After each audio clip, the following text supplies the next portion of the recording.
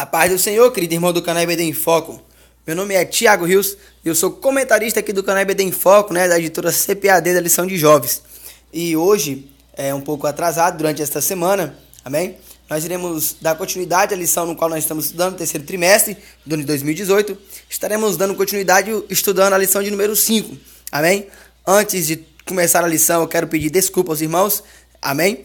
Pelo fato de eu ter me atrasado durante essa semana, houve alguns imprevistos, houve alguns compromissos aqui da igreja, amém? E eu acabei deixando para realizar o comentário da lição na sexta-feira. Não é o nosso costume. Se você está assistindo pela primeira vez nosso comentário, não é o nosso costume aqui do canal EBD em Foco nós gravarmos na sexta-feira, amém? Nós geralmente gravamos, o material aqui. Primeiro, o slide ele é produzido até na segunda-feira à noite, E aí, geralmente, nós comentamos na terça ou na quarta, amém? Tudo isso para você, professor, para você que gosta de receber algum conteúdo, para você acrescentar na sua escola dominical, amém? Então, quero pedir humildemente meus perdão a você, ouvinte do canal EBD em Foco, perdão a você que sempre nos acompanha durante a semana, amém? Que você esperou até esse momento para escutar o nosso comentário. Então, sem mais delongas, eu quero logo adentrar aqui na nossa lição, pois é um texto maravilhoso, o tema da lição, a lição número 5, com o tema A Cura do Paralítico de Betesda.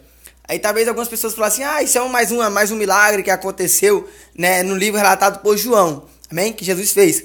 Pois é, o que acontece? Acontece que no final dessa lição, você vai observar que tem um assunto que, infelizmente, a Igreja Assembleia de Deus, ela tem sido maltratada, ela tem sido, assim, como é que eu posso falar?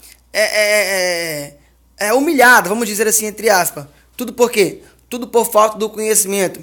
Tudo por falta dos irmãos, examinar as escrituras. Tudo por falta da igreja, infelizmente, dos líderes religiosos, ensinar sobre a questão do sábado. Amém? Então, no primeiro tópico e no segundo tópico, nós iremos conhecer um pouco sobre o momento como esse rapaz foi curado, aonde ele ficava, em que lugar foi, amém? E como é que foi que aconteceu esse milagre. E no terceiro tópico, nós iremos para a questão do sábado, amém? Só que, outro detalhe, infelizmente a lição, ela não pôde, assim, explorar algo profundo, amém? Então vai ser um pouco meio raso, só que eu vou tentar, de uma maneira mais simples possível, falar para vocês por que nós não guardamos os sábados, amém? E por qual motivo que você tem que... Como é que você vai ter que passar isso para os seus alunos na sua escola dominical? Chega de lero-lero, chega de mimimi. Vamos para a lição que eu já arrodeei demais aqui, amém?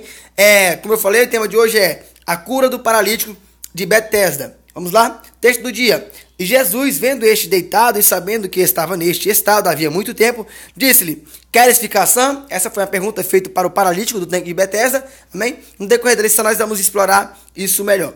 Síntese, que é a coluna da lição.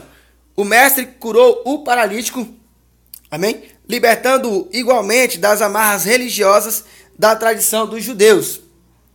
Amém? Ou seja, o mestre curou o paralítico, libertando o quê? Libertando-o igualmente das amarras religiosas da tradição dos judeus. Nós vemos aqui, e você vai observar no decorrer da lição, e eu vou falar um pouco sobre isso, sobre o miticismo, meio que as pessoas acreditam em movimento de águas, acreditam em passar debaixo de ponte, debaixo de porta, acreditam em pegar o lenço e passar sobre a cara e botar na televisão, na cama, e isso e tal. As pessoas estão circuladas disso. Estão arrodeadas por esses ensinamentos, estão arrodeadas, por essas crenças, amém? E pouco vão buscar Jesus, pouco vão realmente buscar aquele que pode realmente dar a liberdade, dar a cura, dar a libertação, amém? Esse foi o caso do paralítico, amém? O paralítico, ele estava também atrás desse miticismo, vamos colocar aqui entre aspas, No decorrer da lição nós vamos explorar um pouco sobre isso, nós vamos falar o que acontecia, que era movimentada a água no tanque e tal, mas vamos deixar isso para a lição, porque senão vai ficar muito raso o nosso comentário lá nos tópicos. O texto bíblico é o relato desse momento, onde o paralítico está no tanque há 38 anos, todo mundo conhece a história, Então peço que se você não leu esse texto, pause o nosso vídeo, faça a leitura, João capítulo 5, versículo 1 até o 15, foi dividido aqui em 3 partes, Então você pode fazer essa leitura, depois nós iremos, e volta para nós entrarmos aqui na introdução, amém? Acredito que você já deve ter feito a leitura e vamos para a introdução desta lição. Seguindo sua trajetória ministerial, João informa que Jesus agora deixa a Galiléia e sobe a Jerusalém. Lembra que eu falei na lição passada? Jesus saiu da onde? Lá de Jerusalém, passou por Samaria, amém? E encostou em Canaã da Galiléia, amém?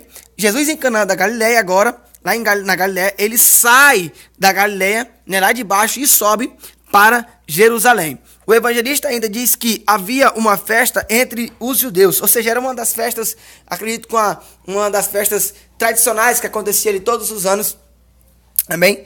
Em Jerusalém. O objetivo de Jesus era o quê? Era libertar as pessoas daí. Daí a necessidade, então, de estar em contato com elas. Ou seja, para você operar um milagre na vida de alguém, você tem que estar em contato, tem que estar perto dessa pessoa, tem que estar em contato com as pessoas. Então, esse era o papel de Jesus. Pode ver que raramente Jesus fica muito tempo em um determinado lugar. Por quê? Porque Jesus ele procura encontrar-se com o máximo de pessoas possíveis. Amém? Então, ele vai em Jerusalém, depois vai para Galiléia, de Galiléia volta para Jerusalém, vai para Samaria e assim por diante. Ele se retirava para os períodos de oração e relacionamento particular com o Pai. Também tinha esse detalhe. Infelizmente hoje, no dia de hoje, muitos irmãos, principalmente a pessoa que é nova convertida, né, às vezes por raso conhecimento, se converte, né, e já quer ministrar, vamos dizer assim, já quer sair pregando, essas coisas. Não que é errado. Muito pelo contrário, é louvável quando você se converte e já tem essa atitude de você sair evangelizando. Só que nós temos que entender que nós temos que tirar um momento para orar, tirar um momento para evangelizar. Amém? Por quê? Porque é necessário você ter uma intimidade maior com o Espírito Santo. É necessário você ter uma ousadia, né? Mediante a graça que o Espírito Santo vai lhe oferecer através da oração, através da dedicação na leitura da palavra e assim por diante. Me desculpa aí, engasguei. Amém? Então Jesus ele tinha esse costume de sair para orar, de sair um pouco do meio do povo, né, e retirar. Lembra lá no jardim do Gólgota, onde ele está com os discípulos? Me fugiu aqui agora o nome aqui, se não me engano, Pedro, Tiago e João, se não me falha a memória.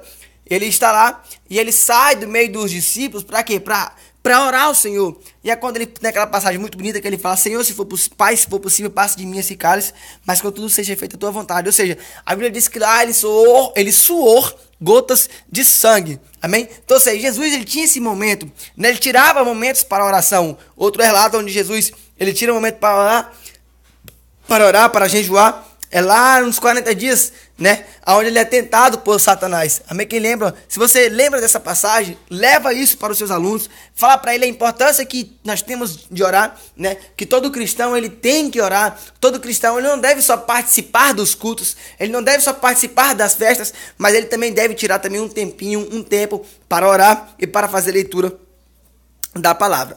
Mas a sua prioridade era o que? Era cumprir a missão que Deus o destinara. Além de ir à festa em Jerusalém, Jesus também foi a um local na cidade onde se concentrava uma grande multidão. E é justamente neste lugar que se passou o assunto da lição de hoje.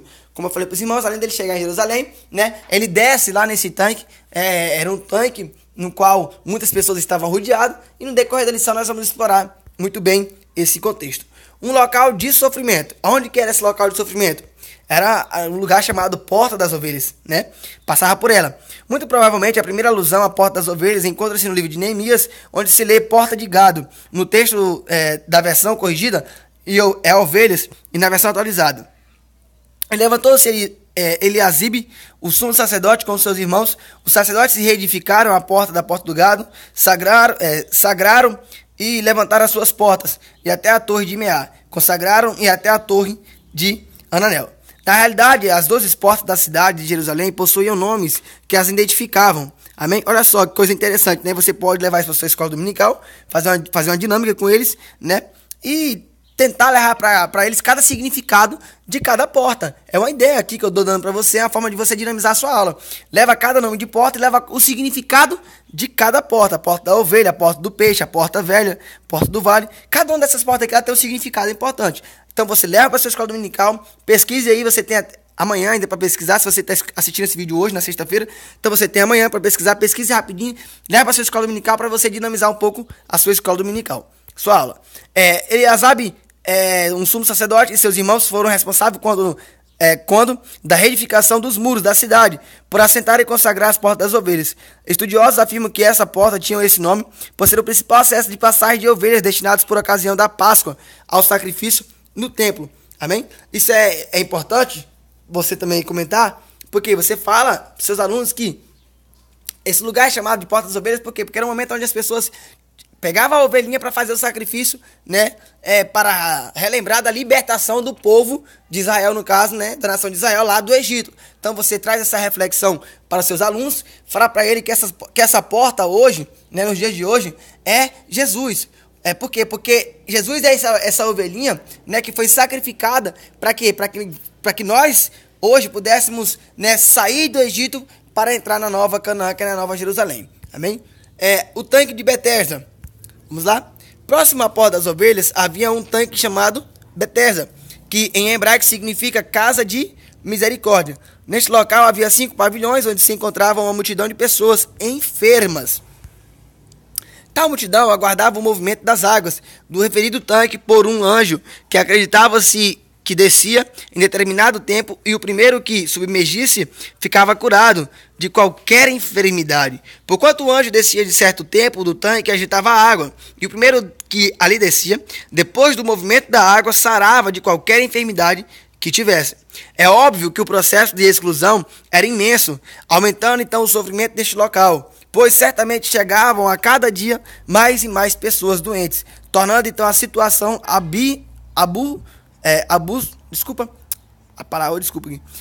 tornando então a situação absurdamente crítica.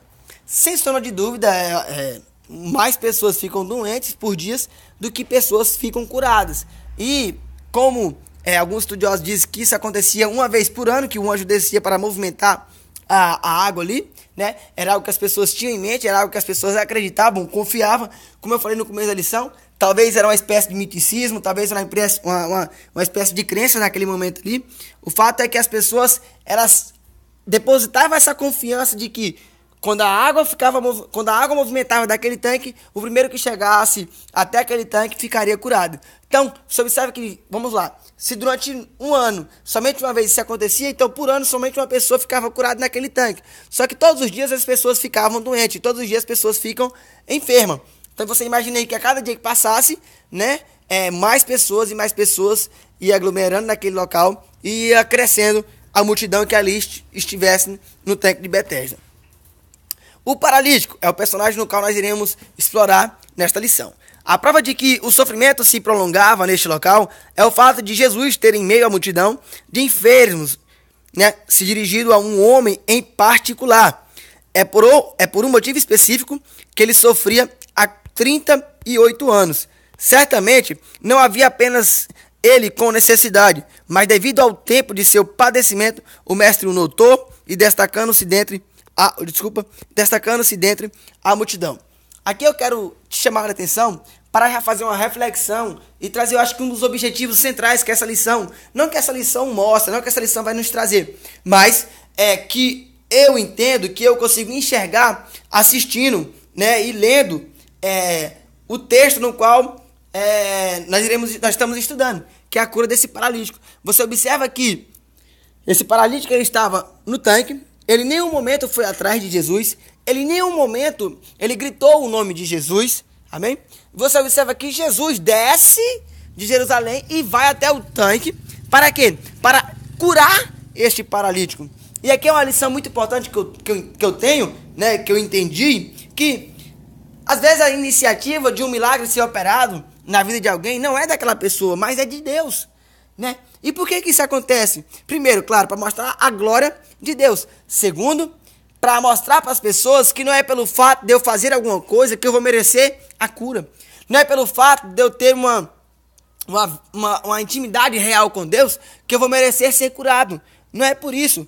Amém? Por quê? Porque a cura, assim como a salvação, a cura é algo que acontece na nossa vida por causa da misericórdia, por causa da graça de Deus. Amém? E aí você pode adentrar na sua lição, já evangelizando os seus alunos, que podem estar aí, né? Eu sempre falo isso na nossa lição aqui, no nosso comentário, que acho que o maior motivo de nós ensinar na nossa escola dominical é evangelizar os alunos, né? E você pode usar agora aqui essa passagem para mostrar para os seus alunos que a graça foi operada na vida desse rapaz que estava no tanque. Por quê? Porque não foi ele que foi ao encontro de Jesus, amém? Mas foi Jesus que foi ao encontro dele para curar ele, amém? A cura, então, deste paralítico. E começa então com a pergunta do Senhor. Que pergunta foi essa? Queres ficar são? A pergunta pode parecer despropositada, mas revela o caráter didático não apenas da cura física, mas também psicológica, pois uma pessoa que padece há quase 4 décadas certamente acostuma-se ao sofrimento. Outro aspecto ao ser destacado nesse episódio é que, conforme a própria Bíblia diz, a esperança adiada desfalece o coração, mas o desejo atendido é a árvore de vida. E este homem provavelmente sentia-se de forma justificável, desmotivado, deprimido, talvez triste, angustiado. Já pensou, eu 38 anos na beira de um tanque, né? E aí Jesus pergunta para ele, você quer ficar sã, meu amigo?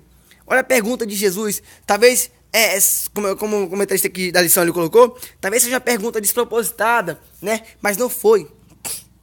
Não foi. Jesus fez aquilo, né, de propósito para aquele paralítico. Jesus perguntou para ele, para ver como é que estava a situação dele, para ver se realmente qual era o que é que ele ia falar. Amém? E a resposta do paralítico qual foi? Foi essa, né? Senhor, não tem homem algum que quando a água é agitada me coloque no tanque, mas enquanto eu vou, desce outro antes de mim. Assim a pergunta do Senhor não surpreende o homem, antes lhe oportuniza a possibilidade de exteriorizar seus sentimentos em relação a seu estado. Na resposta, é possível identificar que ele sente-se abandonado e, ao mesmo tempo, revela também o quanto o individualismo e o egoísmo imperavam naquele ambiente. Isso não é diferente no dia de hoje. Milhares e milhares de pessoas, né, estão dentro dos nossos tempos necessitando de uma ajuda. Às vezes não tem mais força, às vezes não consegue chegar, né, até a presença do Senhor, até o altar de Deus. Às vezes ele não tem a atitude, né, para clamar ao Senhor. E aí é necessário que algum de nós, né, façamos como Jesus fez. Amém? Se aproximar dessa pessoa, conversar com essa pessoa, dialogar com essa pessoa, saber qual é a sua necessidade. Amém? E, de alguma maneira, tentar ajudar. Porque foi isso que Jesus fez. E aqui no terceiro subtópico nós vamos entender que aconteceu algo maravilhoso com aquele paralítico, que foi a cura. Não obstante, o homem estar alheio naquele dia, sua história seria radicalmente mudada. Porque Jesus falou para ele, levanta-te, toma o teu leito, ou toma a tua cama e anda. Isso sim lhe causou surpresa, pois o desconhecido simplesmente ordenou que o paralítico levantasse, tomasse a sua cama e andasse. Numa fração de segundos, o homem ficou completamente curado. 38 anos de sofrimento findaram em um instante, sem intervenção angelical alguma e sem sequer aproximar-se da água. Lembra que eu falei ainda há pouco lá atrás? Sem aquele miticismo, sem esse negócio de passar por debaixo de porta, sem esse negócio de pegar toalhinha e passar por cima de você, pisar no sal grosso, derramar o sal sobre você, tomar um banho de sal grosso e assim por diante. Não necessitou desse misticismo, mas necessitou apenas de uma palavra dirigida por Cristo, de uma palavra dirigida por Jesus. Jesus ordenou para que ele levantasse, pegasse o seu leito e prosseguisse, ou seja, e andasse. Aquele rapaz que era anonimato, agora não rapaz paralítico, mas Jesus. Aquele rapaz que o nome dele era Jesus, que era anonimato, que chegou naquele tanque, agora passou-se a ser alvoroçado. As pessoas ficou meio que pasmas, né? Ficou meio que, caramba, por que isso aconteceu? Caraca, como isso pode ter acontecido? E você observa que rapidamente Jesus, ele se retira dali, né? Porque vai acontecer algo que nós vamos explorar aqui agora no tópico número 3, que é a controvérsia por causa do sábado, que o sábado como uma necessidade imprescindível e também um princípio. Por quê? Porque aquele paralítico foi curado em um determinado dia que os legalistas, né, vamos dizer assim, entre aspas, aquelas pessoas que seguem as leis, aquelas pessoas que acreditam que para ir para o céu tem que guardar a lei, né, eles acreditavam. E aí eles encontram-se com aquele paralítico, o paralítico sai dali, vai para o templo, e quando chega no templo, aquele paralítico estava aguardando, estava carregando aquela cama. E quando chega no templo, os fariseus, os escribas falam para ele, tu sabe que não é lícito carregar, né, Opa, sabe que não é lícito carregar, né, a tua cama no dia de hoje, porque hoje é sábado. Por quê? Porque a lei de Moisés dizia que não poderia carregar a cama naquele dia, amém? Não poderia trabalhar naquele dia, não poderia fazer nada naquele dia, mas aquele paralítico acabara de ser curado, ele acabara de ser tirado um fardo de suas costas e ele estava muito feliz. Agora você imagina, será qual é mais importante? É o paralítico ser curado ou guardar um estatuto ou guardar uma lei? Amém? Vamos explorar um pouco mais sobre isso aqui no terceiro tópico. O sábado como uma necessidade imprescindível e também um princípio. Com todos os demais preceitos de lei, o do sábado tinha um objetivo definido. Amém? O quarto mandamento do decálogo visava preservar a saúde e a integridade da pessoa, coibindo a exploração e o abuso da força de trabalho, tanto por parte do próprio indivíduo quanto por parte do patrão. Aliado a isso, Deus também consagrou esse dia como um período especial de adoração a Ele, tomando o exemplo do próprio Criador, que realizou a obra da criação em 6 dias e no 7º descansou. O mandamento da guarda do sábado tinha o claro propósito de preservar a liberdade intrínseca do ser humano. A prova de que o sábado não era um dia específico, e sim um princípio, pode ser vista em texto como de Levítico, por exemplo, quando Deus orientou os israelitas que semeassem e colhessem durante 6 anos, mas no 7º, obrigatoriamente, a terra deveria ter um sábado de descanso. Amém? Dentro desse contexto aqui, que o comentarista abordou, que é essa passagem aqui maravilhosa, né, no qual, onde Cristo, ou melhor dizendo, onde Deus, ele ordena, né, a nação de Israel trabalhar somente durante 6 anos, usar a terra, o pasto da terra, né, a fartura que a terra ela produz para nós, só durante 6 anos, amém? E no 7º ano parasse, deixasse a terra descansar, deixasse a terra, né, meio que suar, respirar, né? Assim era os israelitas quando trabalhavam, amém? Eles trabalhavam durante 6 anos e 1 ano tiravam para descansar como se fosse uma férias, né? E é isso que eu acho que é a partir daí que começa o princípio da questão do sábado, amém? Porque na realidade nós temos que sim tirar um dia, assim, dedicar aquele dia, né, para nós descansarmos com a nossa família, porque afinal hoje nós vivemos num mundo onde as pessoas correm para lá, correm para cá, chegam em casa já trabalhando, sai de casa trabalhando, se quer dar atenção para sua família, né? Você observa que as pessoas a cada dia que passa vão ficando mais gananciosas e vão tentando, né, ganhar mais dinheiro e esquece de tirar um dia para descansar com sua família, de tirar um dia, né, não que só é um dia que você tem que tirar para o Senhor, amém? Mas você tem que tirar um dia sim para você ir na igreja, e esse dia nós aprendemos e nós entendemos que quando Jesus morreu e ressuscitou, a partir daí, os irmãos começaram a reunir-se no domingo. A partir daí, nós entendemos que, assim como Paulo também, me fugiu aqui a memória aqui, mas se não me falha a memória, em 1 Coríntios, ou Atos capítulo 2, me fugiu aqui da mente aqui agora aqui, mas um relato onde Paulo lhe orienta aos seus discípulos, né, para que eles reunissem com a igreja no primeiro dia da semana e celebrassem a Santa Ceia. Que dia é o primeiro dia da semana? Era o domingo. Você observa que, a partir da ressurreição de Cristo, todos os seus discípulos, os irmãos, principalmente Paulo, ele reúne no domingo. Para quê? Para celebrar ao Senhor um momento de adoração, um momento de louvor a Deus. Amém? Seja para colher os dízimos, seja para ofertar, seja para ceiar. Paulo, assim como os outros discípulos, passa a partir do novo nascimento, né, a partir do arrebatamento, não, me pedi desculpa, a partir da subida de Jesus, Paulo, assim como discípulos, procura a se reunir-se no domingo, amém? O sábado como uma forma de aprisionamento. Vamos lá? Lamentavelmente, assim como as demais coisas que o ser humano desajusta com o sábado, não foi diferente. De necessidade imprescindível e princípio de descanso, o sábado foi transformado em uma poderosa arma de opressão religiosa, que intensificava ainda mais a aflição das pessoas. Além de sofrer com a carga de imposto que tinham de pagar ao império, ainda padeciam com o aprisionamento religioso.